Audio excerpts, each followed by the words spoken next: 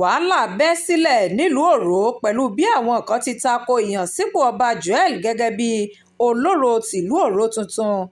Ìyànsípò ọba Joel Ọláníyì gẹ́gẹ́ bí Oloro tìlú Òró tuntun ló ti dá rúkèrúdò sílẹ̀ nílùú ọ̀hún, pàápàá jùlọ láàrin àwọn ìdílé mẹ́fẹ̀ẹ̀fà tó ń jọba nílùú Òró.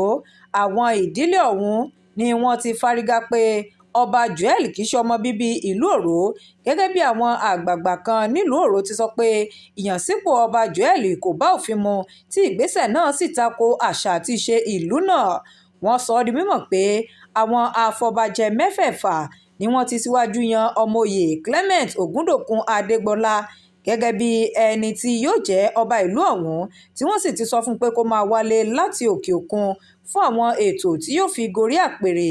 Àwọn olùgbé ìlú náà ni wọ́n ti ń fi ẹ̀hónú hàn pẹ̀lú bí wọ́n ti gbé oríṣiríṣi ìwé tí wọ́n kọ àwọn nǹkan sí, bíi ẹ̀dá adé wa tẹ́ ẹ jí padà, a ò mọ ọba Joel rí àti àwọn nǹkan míì. Nínú ìfọ̀rọ̀wánilẹ́nuwò pẹ̀lú olórí ẹbí ìdílé Olúfọlá tí àwọn náà jọba nílùú ọ̀hún, ọmọọba Wàsíù Ọláníyì Olóyèdè ló ti fi àìdùnnú rẹ̀ hàn lórí ìyànsípò ọba Joel tó ní wọ́n yan àwọn jẹ ni, tí wọ́n sì fi ẹ̀tọ́ àwọn dun àwọn.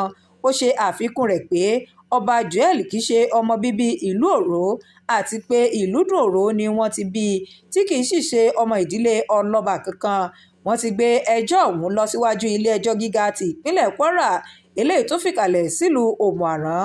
Lára àwọn olùpẹ̀jọ́ ni Pa Adéyẹmí Michael Awótúndùn, ọmọọba Raphael Adékanyè, ọmọọba Wàsíù Ọláníyì Olóyèdè, ọmọọba Emmanuel Ọmọ́táyọ̀ Alábí, tí wọ́n pe ẹjọ́ ọ̀hún tako ọba Oloro tìlú Òró tuntun tí wọ́n ṣẹ̀ṣẹ̀ yàn, àti olóyè Samuel Táyé Ọ̀túnọlá.